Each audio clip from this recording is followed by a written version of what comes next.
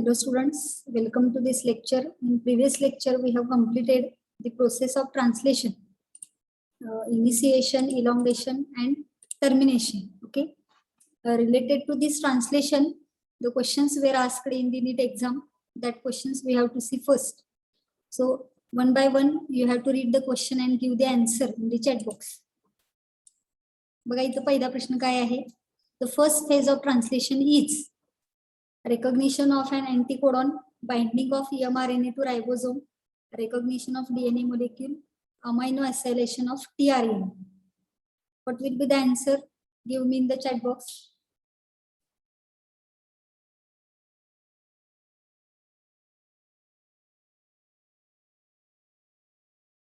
Last year ला MCQ हा विचारलेला होता बघा नीट एक्झामला. Yes, correct answer is option number 4. That is D option. Okay, amino acylation of tRNA. This will be the correct answer. Next question. आपण last इयरलाच विचारलेलं आहे बघा. Identify the basic amino acid from the following: valine, tyrosine, glutamic acid and lysine. तर हा question थोडासा out of syllabus विचारलेला आहे बघा की अमायनो ऍसिड्सचं आपण नेचर काही स्टडी केलेलं नाही. काही अमायनो ऍसिड हे ऍसिडिक असतात, काही अमायनो ऍसिड हे न्यूट्रल असतात आणि काही अमायनो ऍसिड हे बेसिक इन नेचर असतात. इथं प्रश्न काय विचारलेला आहे? Identify the basic amino acid from the following. So here we have to see the direct answer here. D, lysine. Correct type. 3 amino acids have basic side chains at neutral pH. These are arginine, ARG, lysine and histidine. So option 4 will be the correct answer here, lysine. Okay. Next question here. A complex of ribosomes attached to a single strand of RNA is known as. Complex of ribosomes attached to a single strand of RNA is polymer, polypeptide, Okazaki fragments, polysome. What will be the answer here? Yes.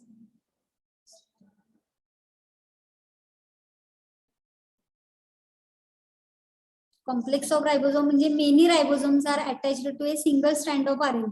That structure is known as, yes, polysome. So D option will be the correct answer here. Okay. Next question here. Polysome is formed by several ribosomes attached to a single mRNA, many ribosomes attached to a strand of endoplasmic reticulum, a ribosome with several subunits, and ribosomes are attached to each other in a linear arrangement. So what will be the answer here? Read the question and options and give the answer. Yes, A option will be the correct answer here. Polysome is formed by several ribosomes attached to a single mRNA. Okay, so A option will be the correct answer. Okay. Next question here. The RNA that pick up specific amino acid from amino acid pool in the cytoplasm to ribosome during protein synthesis is called mRNA, tRNA, rRNA and नुसता RNA. The RNA that is picking specific amino acid to ribosome, that RNA is called as काय म्हटलं जातं त्याला? mRNA, rRNA, tRNA, नुसता RNA. काय येईल उत्तर सांगा? Yes, transfer RNA, tRNA. B option will be the correct answer here. tRNA काय करतो? स्पेसिफिक अमायनो ऍसिड हा राइबोसोम पर्यंत नेण्याचं काम करतो. त्यामुळे B option tRNA is the correct answer. Okay. Next question here. The translation termination triplet is UAU, UAA, UAC, UGC. What will be the option here? Translation termination. Yes. Yes, correct आहे. 3 termination codons आहेत, त्यालाच आपण इथं काय म्हणणार आहे, translation termination triplet, UAA, UAG, UGA. So B option will be the correct answer. Okay. Next question. Anticodon is an unpaired triplet of bases in an exposed position of mRNA, rRNA, tRNA, sRNA. Option is सांगा इथं. Anticodon is an unpaired triplet of bases in an exposed position of. Yes, anticodon कशावरती असतात तर tRNA वरती असतात. त्यामुळे C option इथं उत्तर येईल tRNA. Okay. Next question here. Initiation codon of protein synthesis in prokaryotes is. Initiation codon of protein synthesis in eukaryotes is GUA, GCA, CCA, AUG. Yes, as just we have seen, the initiation codon or start codon is AUG, which is coding for methionine. So AUG will be the correct option. Next question. The process of translation is ribosome synthesis, protein synthesis, DNA synthesis, RNA synthesis. What will be the option here? Correct answer. The process of translation is means synthesis of protein. Yes. So the option will be the correct answer here.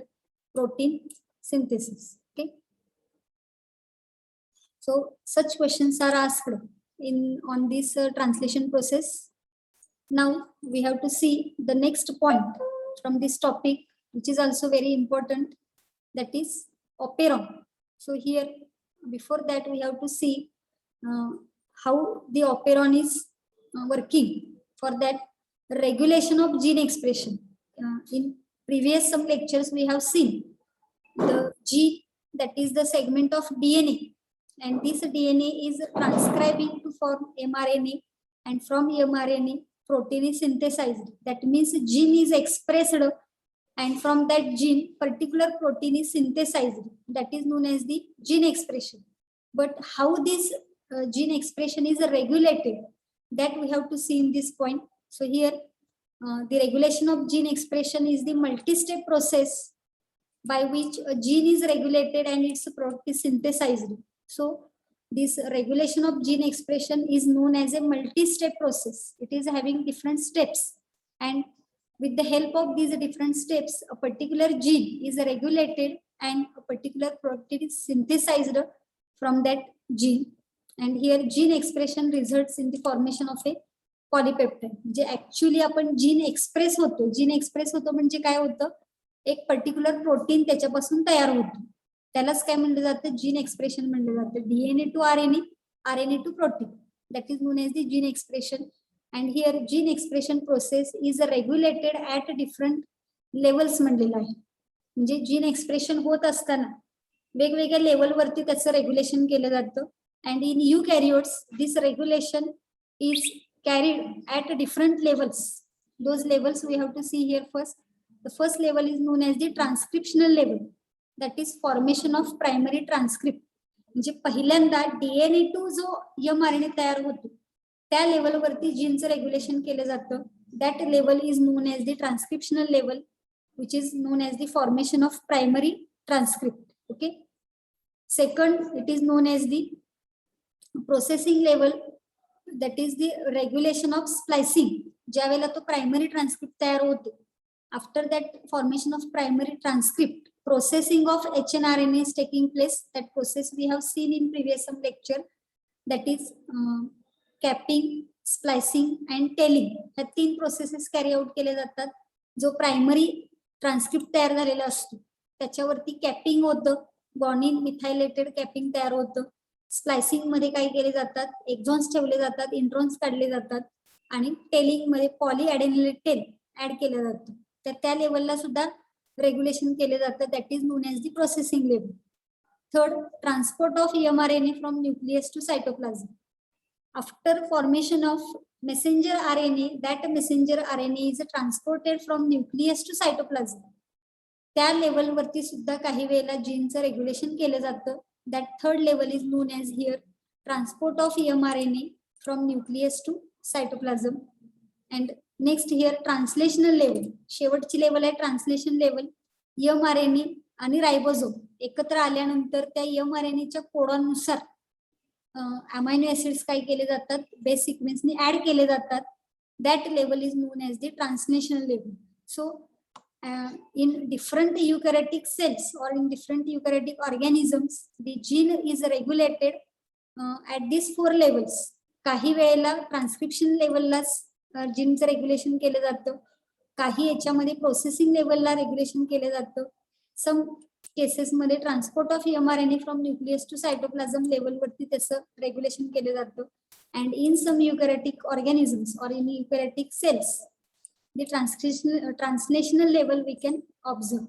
Okay, so here in this we have to see the gene expression in prokaryotic cell.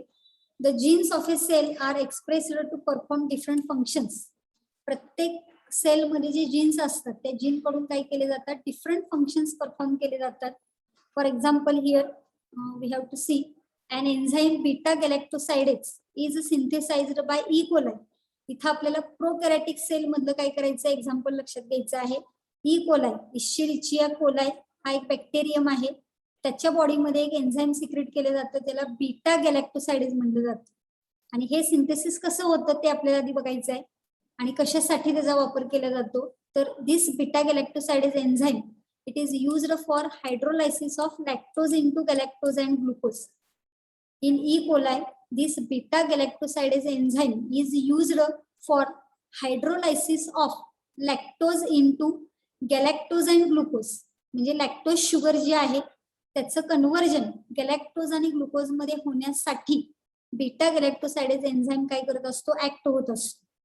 Here you can see lactose is converted into galactose and glucose with the help of beta galactosidase enzyme in presence of water, म्हणून त्याला hydrolysis म्हणलेलं आहे. In presence of water lactose is broken down. Lysis म्हणजे काय, broken down. Hydro म्हणजे काय, in presence of water. And lactose is converted into galactose and glucose. Okay, suppose here if E coli bacteria do not have lactose in the surrounding medium as a source of energy, then enzyme beta galactosidase is not synthesized. इथे condition दिलेली आहे बघा. Normally in Escherichia coli bacteria, beta galactosidase enzyme is responsible for breakdown of lactose into galactose and glucose. हे normal condition दिलेली आहे. पण ज्या वेळेला लॅक्टोज अवेलेबल नसतं, म्हणजे ई कोलाय बॅक्टेरियम ज्या मीडियम मध्ये वाढणार आहे त्या मीडियम मध्ये suppose lactose is not present, then there will be no formation of enzyme beta galactosidase. जर लॅक्टोज तिथं नाही आहे तर लॅक्टोजचं ब्रेकडाऊन होण्यासाठी लागणारा एन्झाईम तिथं सिक्रेट होऊन त्याचा काय उपयोग आहे का, नाही. म्हणून इथं असं म्हणलेलं आहे बघा, if E coli bacteria do not have lactose in the surrounding medium as a source of energy, then the enzyme beta galactosidase is not synthesized. Okay, and hence it is metabolic or physiological or environmental conditions that regulate expression of gene. म्हणजेच जर समजा lactose तिथं available नाही तर beta galactosidase enzyme synthesise होणार नाही. आणि जर समजा लॅक्टोज अवेलेबल असेल तर मात्र बीटा गॅलॅक्टोसाइडेज एन्झाईम तयार होणार आहे. म्हणजेच जो जीन बीटा गॅलॅक्टोसाइडेज एन्झाईम तयार करणार आहे त्या जीनचं रेग्युलेशन कसं होतं इथं, जर लॅक्टोज असेल तर ते एन्झाईम तयार होणार, जर लॅक्टोज नसेल तर ते एन्झाईम तयार होणार नाही. म्हणून ह्याला आपण मेटाबॉलिक कंडिशन म्हणू शकतो. कारण जर लॅक्टोज अवेलेबल असेल तरच हे एन्झाईम तयार होणार आहे, जर लॅक्टोज अवेलेबल नसेल तर हे एन्झाईम तयार होणार नाही. ह्याला मेटाबॉलिक कंडिशन म्हणलं जातं. असंच अनेक ऑर्गॅनिझम मध्ये for regulation of gene expression in some organism metabolic conditions are there, in some organism physiological conditions are there, in some organism environmental conditions are there. इथं फॉर एक्झाम्पल आपण काय घेतलेलं आहे, ई कोलाय बॅक्टेरियाच्या बाबतीमधलं हे example घेतलेलं आहे की ज्याच्यामध्ये presence or absence of lactose is playing important role in the expression of gene or in the regulation of gene expression. समजते का बघा इथे सर्वांना, की एक कंडिशन इथे घेतलेली आहे ती मेटाबॉलिक कंडिशन आहे, की जर समजा लॅक्टोज अवेलेबल असेल तर काय होणार आहे, लॅक्टोज अवेलेबल नसेल तर काय होणार आहे.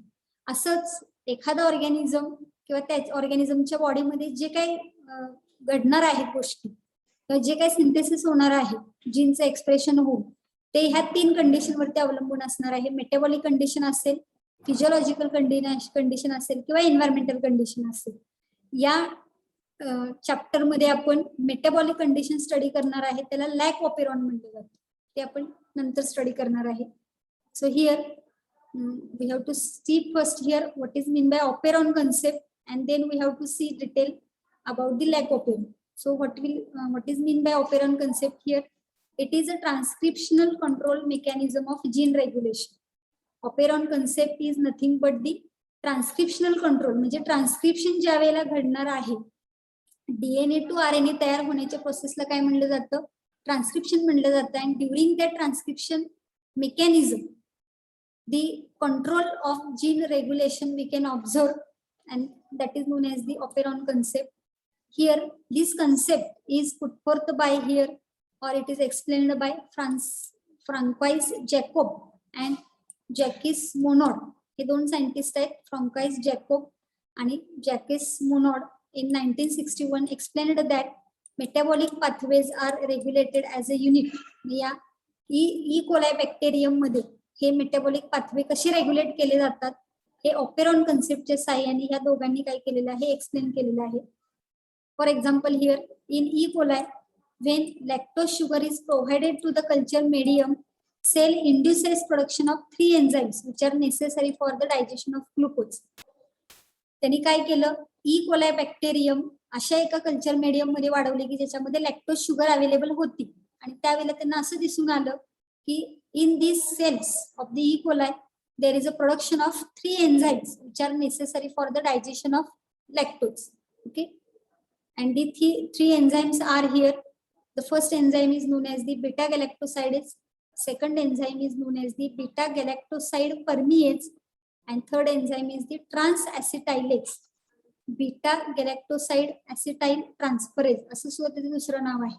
बघा इथं काय सांगितलेलं आहे, in E. coli bacteria, if suppose in the culture medium lactose sugar is present, at that time the E. coli bacteria cells are producing here 3 enzymes which are necessary for the digestion of glucose. The first enzyme it is known as the beta galactosidase enzyme, second is known as the beta galactoside permease enzyme, and third is known as the transacetylase, or it is also known as a beta galactoside acetyl transferase. जर lactose असेल त्या culture medium मध्ये तर E coli bacterium मधून काय केले जातात, हे 3 एन्झाईम तयार केले जातात. म्हणजेच ह्या 3 एन्झाईमच्या सिंथेसिस साठी लागणारे जीन्स एक्सप्रेस होतात तिथे, आणि मगच त्याचं सिंथेसिस झालेलं आपल्याला बघायला मिळतं. Okay, now here what are the functions of these enzymes that we have to see here. The first enzyme is known as the beta galactosidase. The function of this enzyme is digest lactose into galactose and glucose. Beta galactosidase enzyme काय करतो, digestion करतो कशाचं, lactose into galactose and glucose. The function of this beta galactosidase, it is breaking the lactose into galactose and glucose. Second enzyme beta galactoside permease. The function of this enzyme is it permits lactose molecules to enter into the cell. जर beta galactoside permease enzyme नसेल तर lactose मोलेक्युल्सची entry E coli cell मध्ये होणार नाही. त्यामुळे to enter the lactose molecules into the cell the permission is given by this enzyme which is known as the beta galactoside permease enzyme. Okay, and third enzyme here transacetylase म्हणलेला आहे, transacetylase, or it is also known as beta galactoside acetyl transferase असं त्याचं नाव आहे. बघा इथं याचा role काय आहे, तर it transfers and acetyl group from acetyl coenzyme A to galactoside. Transacetylase म्हणलेलं आहे, ट्रान्स म्हणजे ट्रान्सफर करण्याचं काम करतो, आणि ऍसिटायलेज म्हणजे ऍसिटाइल ग्रुप तो ट्रान्सफर करतो. कुणाकडून कुणाकडे ट्रान्सफर करतो, from acetyl coenzyme A to galactoside. This acetyl group is transferred with the help of this third enzyme, which is known as the trans-acetylase beta galactoside acetyl transferase. हे actual E coli bacterium मध्ये ज्या वेळेला लॅक्टोजचं digestion घडवून आणलं जातं त्यावेळेला ह्या 3 enzyme कडून हे 3 रोल आपल्याला बघायला मिळतं. जर लॅक्टोज अवेलेबल असेल त्या कल्चर मीडियम मध्ये तर ई कोलाई मधल्या बॅक्टेरियमच्या ज्या सेल्स आहेत त्याच्यामध्ये हे 3 एन्झाईम सिक्रेट केले जातात. बीटा गॅलॅक्टोसाइडेस त्याचं फंक्शन आहे लॅक्टोजचं कन्व्हर्जन गॅलॅक्टोज आणि ग्लुकोज मध्ये करणे. सेकंड एन्झाईम आहे बीटा गॅलॅक्टोसाइड परमिएज जो काय करणार आहे लॅक्टोज मोलेक्युल्सची एंट्रीसाठी मदत करणार आहे. आणि ट्रान्स ऍसिटाइलेज जो आहे तो ऍसिटाइल ग्रुपचं ट्रान्सफर फ्रॉम ऍसिटाइल कोए टू गॅलॅक्टोसाइड याच्यासाठी रिस्पॉन्सिबल असणार आहे. Okay, now here synthesis of these enzymes is controlled by here by a long segment of DNA which is known as the operon. That is important point here. We have to note that synthesis of these 3 enzymes are controlled by a long segment of DNA which is known as the operon. तर हे जे 3 enzymes आहेत हे 3 enzyme synthesis करण्याचं काम कुणाकडून केलं जातं? एक लॉंग सेगमेंट आहे डीएनएचं. आता एन्झाईम म्हणजे काय? Enzymes are basically proteins in nature. In 11th standard in biomolecules chapter you have studied all enzymes are proteins in nature. त्यामुळे डीएनए टू आरएनए आणि आरएनए टू प्रोटीन म्हणजेच एन्झाईम म्हणजेच काय? Protein आहे. हे प्रोटीन कसं तयार होणार आहे? डीएनए पासून तयार होणार आहे. आणि त्या लॉंग सेगमेंट ऑफ डीएनए लाच काय म्हणलं जातं? इथं ओपेरॉन म्हणलं जातं. And it consist of an operator site O and 3 structural genes ZYA.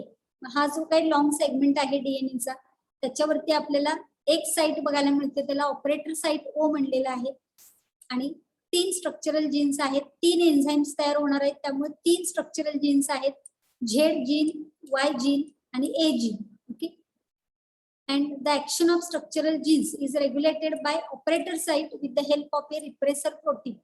हा पॉइंट एक इथं फार महत्वाचा आहे बघा. Action of structural genes, structural जीनची ऍक्शन ही रेग्युलेट केली जाते कुणाकडून? By operator site with the help of repressor protein. याच्यामध्ये एक रिप्रेसर प्रोटीन सुद्धा तयार होतो. तो त्या ऑपरेटर साइटला काय करतो? मदत करतो. कशासाठी? To regulate the structural gene.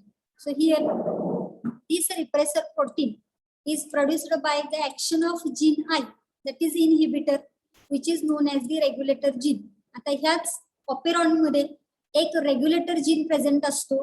That regulator gene is producing a protein which is known as the gene I, or it is known as the inhibitor gene or regulator gene which is producing a specific protein known as the repressor protein. And the gene expression is depends on whether operator is switched on or switched off. जीनचं जे expression आहे ते कोणावरती depend असणार आहे? Whether the operator is switched on और switched off. तो जो operator आहे तो स्विच ऑन केलेला आहे का स्विच ऑफ केलेला आहे त्याच्यानुसार आपल्याला जीनचं एक्सप्रेशन झालेलं बघायला मिळतं.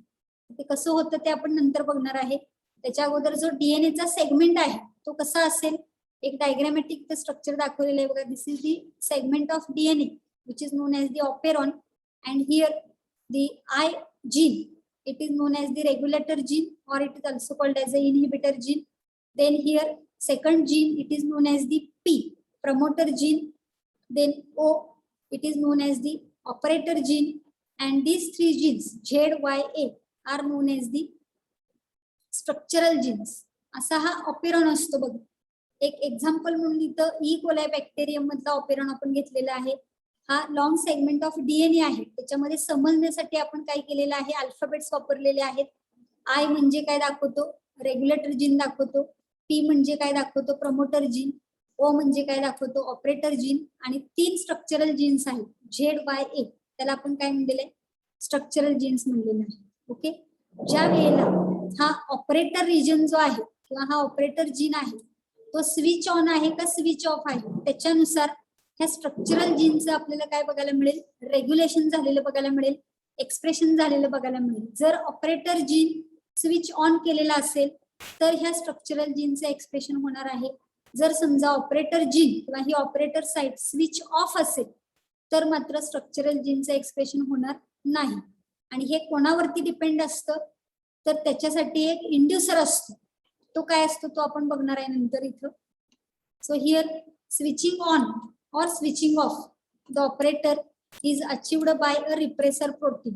जो रिप्रेसर प्रोटीन आय जीन किंवा रेग्युलेटर जीन पासून तयार होणार आहे त्या रिप्रेसर प्रोटीन वरती अवलंबून आहे की तो ऑपरेटर साइड जो आहे तो स्विच ऑन आहे का स्विच ऑफ आहे.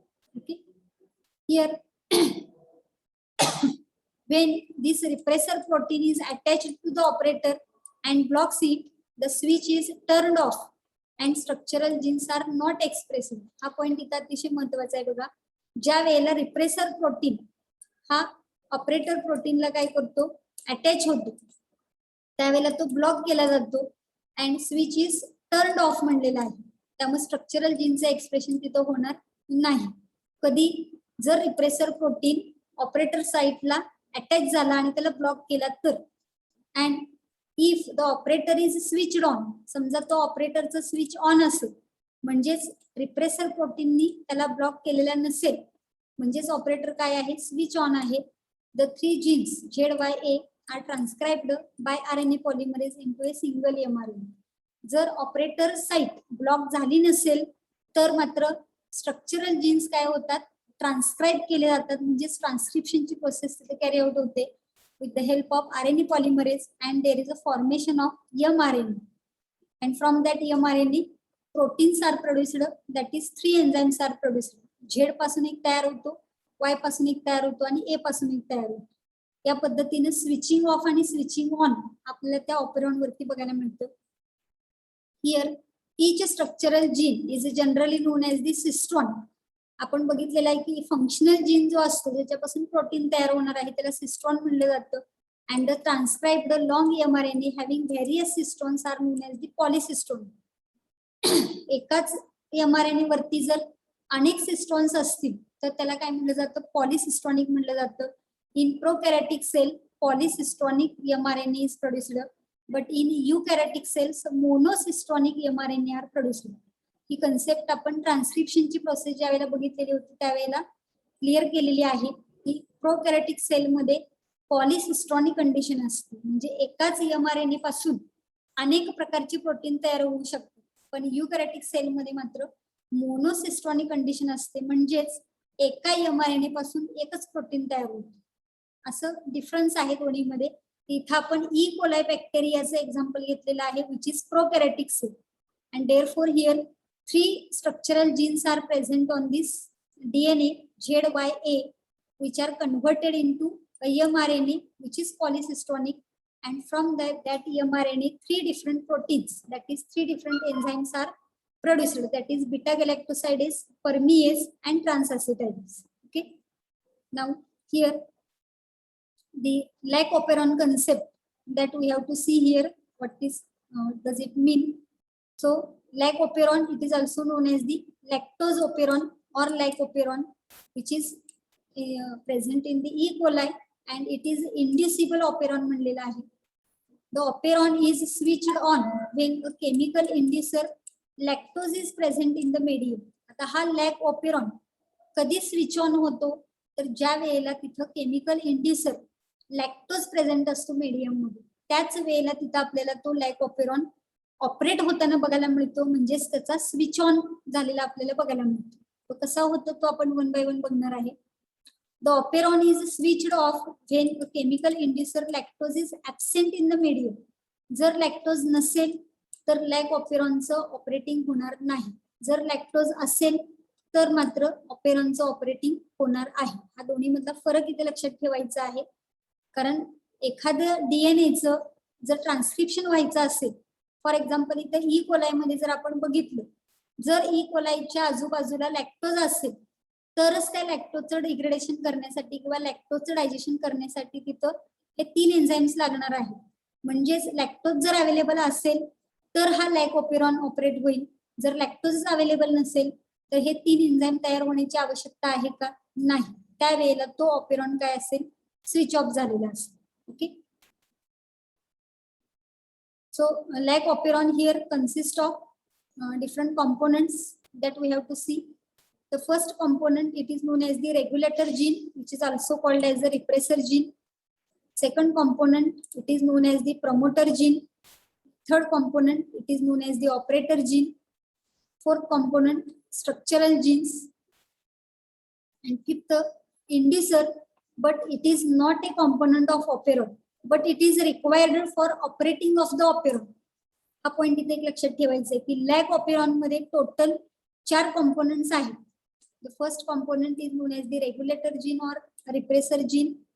Second promoter gene. Third operator gene. Fourth structural gene. And fifth it is known as the inducer, but it is not the component of operon, but it is required to switch on the operon or to switch off the operon. म्हणजे operon चालू ठेवायचं का operon बंद ठेवायचं याच्यासाठी लागणारा हा इंड्युसर असतो, पण हा ऑपेरॉन मध्ये असत नाही. हा कन्सेप्ट इथे लक्षात ठेवायचा आहे. Let us see in the diagram here the different genes which are present in this lac operon. हा मगासच आपण सेगमेंट घातलेला आहे. जो डीएनए चा सेगमेंट आहे त्याच्यामध्ये रेग्युलेटर जीन किंवा रिप्रेसर जीन आहे, त्याला आय म्हणलं जातं, आय जीन. त्याच्यानंतर प्रमोटर जीन पी ने डिनोट केलेला आहे. त्यानंतर ऑपरेटर जीन ओ ने डिनोट केलेला आहे. आणि त्यानंतर ZYA हे काय आहे, 3 स्ट्रक्चरल जीन्स आहेत. या पद्धतीने एखाद्या ऑपेरॉन मध्ये असे जीन्स आपल्याला बघायला मिळतात. Regulator gene, promoter gene, operator gene आणि स्ट्रक्चरल जीन.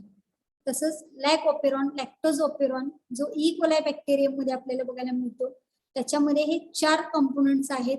फक्त इंड्युसर जो आहे तो कशासाठी आवश्यक आहे, इथं ह्या ऑपेरॉनचं ऑपरेटिंग करायचं आहे किंवा नाही. जर ऑपरेटिंग करायचं असेल तर तिथे इंड्युसर असतो, आणि जर इंड्युसर असेल तरच हा लॅक ऑपेरॉन काय होणार आहे, ऑपरेट होणार आहे. जर इंड्युसर नसेल तर मात्र ह्या ऑपेरिनचं ऑपरेटिंग होणार नाही. म्हणजेच काय की बघा इथं जर इंड्युसर असेल तर तो इंड्युसर ह्या रेग्युलेटर जीन पासून जो रिप्रेसर प्रोटीन तयार होणार आहे, सपोज इकडे इंड्युसर आहे, हा इंड्युसर काय करेल, ह्या रिप्रेसर प्रोटीनला बाइंड करेल. त्यामुळे प्रमोटर साइट ओपन राहणार आहे, ऑपरेटर साइट ओपन राहणार आहे, आणि ह्या ZYA स्ट्रक्चरल जीनचं एक्सप्रेशन होणार आहे आणि 3 एन्झाइम्स तयार होणार आहे. पण सपोज तिथे इंड्युसर नाही, सपोज हा इंड्युसरच नाही, जर इंड्युसर नसेल तर हा रेग्युलेटर जीन एक्सप्रेस होऊन हा रिप्रेसर प्रोटीन तयार होतो. हा रिप्रेसर प्रोटीन जाऊन काय करतो, ऑपरेटर साइटला इथं बाइंड करतो, आणि हा बाइंड झाल्यामुळं हा ऑपरेटर साइट ब्लॉक केला जातो. त्यामुळे ह्या स्ट्रक्चरल जीनचं एक्सप्रेशन होत नाही. जे 3 एन्झाइम्स तयार व्हायला पाहिजे ते तयार होत नाही. या पद्धतीनं इंड्युसर असेल तर ऑपरेटर रिजन जो आहे तो ब्लॉक होत नाही, आणि स्ट्रक्चरल जीनचं एक्सप्रेशन झालेलं बघायला मिळतं. 3 एन्झाइम्स तयार होतो. झेड पासून एक तयार होतो, वाय पासून एक तयार होतो, ए पासून एक तयार होतो. पण जर समजा इंड्युसर नसेल तर मात्र रेग्युलेटर जीन पासून हा रिप्रेसर प्रोटीन तयार होतो. तो जाऊन ऑपरेटर रिजनला ब्लॉक करतो, आणि ऑपरेटर रिजन ब्लॉक झाल्यामुळे स्ट्रक्चरल जीनचं एक्सप्रेशन होत नाही, म्हणजे याचं ट्रान्सक्रिप्शन होत नाही. त्यामुळे mRNA तयार होत नाही. mRNA तयार न झाल्यामुळे एन्झाइम पण तिथं तयार होत नाही. या पद्धतीनं हा जो इंड्युसर आहे तो इंड्युसर ह्या लॅक ऑपेरॉनच्या ऑपरेटिंगला काय करतो, मदत करतो. जर इंड्युसर असेल तर लॅक ऑपेरॉनचं ऑपरेटिंग होतं, म्हणजे स्विच ऑन होतो.